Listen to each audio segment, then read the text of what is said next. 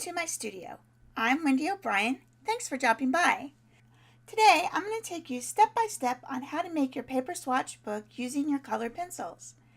Even though this is centered around colored pencils, you will see I also incorporated graphite into mine, and I encourage you to do the same. If you'd like to learn more tips and techniques, consider subscribing if you are new to the channel and hit that bell notification so you'll be notified when new tutorials come out. Let's get started. First, you will need some sort of sketchbook. I got mine from Jerry's Artorama when they were on sale. I got a 9x12, which I find works really well for this layout. Really, the size does not matter, but what I do recommend is getting one that is spiral bound like this one. The reason for this is as you add paper to the pages, the book will become thicker, and this type of sketchbook allows for that expansion. Second, you will need to cut yourself strips of all your paper. I cut mine approximately 8.5 by 3 inches. This gives you some margin on each side and enough room to write the information about the paper above or below it. You can make it any size you want, depending upon how many mediums you're going to test. I then lightly drew circles on each of the papers. I did 4 across because I felt it was nicely spaced and I could do all the testing I wanted. These are just guidelines and you can make them as big or small as you want. Be sure to test all the mediums you work with on this paper as well. Even if you don't think it'll work, sometimes you will be surprised with the results. Next, I recommend attaching each strip to your book before starting. This way you don't have a bunch of paper laying around and it is already in the book, labeled, and ready to work and reference. I use double-sided acid-free scrapbook tape for mine. I chose to use this instead of glue as I didn't want the moisture to cause buckling or affect the pencils as I laid them down.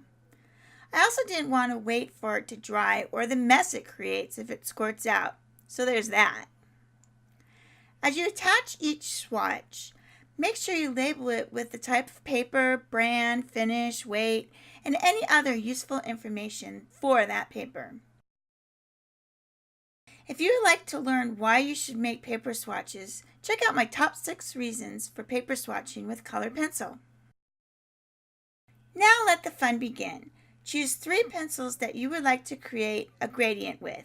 They can be all the same color like blues or a combination of different colors like blue and purple, purple and pink, green and yellow. You get the idea. You want a shading color, a midtone, and a highlight, as well as white. This will allow you to judge how your pencils blend and burnish on each paper. For the graphite, I want to use one pencil only, and I chose the HB because you can get a good range and is the most common pencil. I chose to do 4 circles for each strip. You can have more or less depending upon how many mediums and what type of techniques you are testing. My first circle I wanted was layering with no burnishing and no damaging the tooth of the paper. And this way I can see what the natural texture of the paper looks like. This is especially good for the lighter layers that you don't want to burnish. My second circle was to blend by layering, then burnishing. And this way I can learn how many layers the paper can take, how blended I can get the layers, and if there's any white of the paper showing through after completing the circle.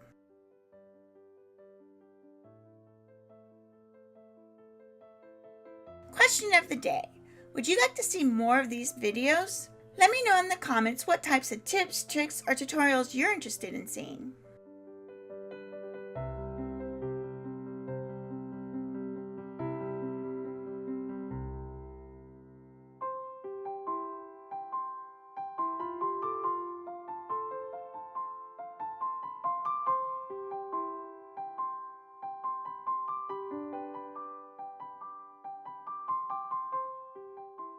My third circle was to layer and blend with OMS or odorless mineral spirits, then layer again with possibly light burnishing if necessary.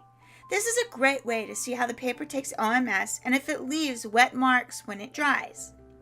It will also show you how well it moves and blends the pencil.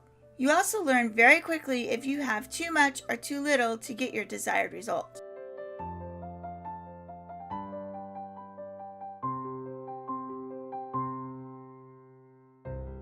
My fourth and final circle, I chose to use graphite. I used an HB pencil to create my gradients and blended it with a blending stump and in some instances a tissue. I had to even use an eraser for a couple to lift some graphite off to get the highlights back. You will continue these steps with all your papers until you have a complete library of paper. Such a great resource!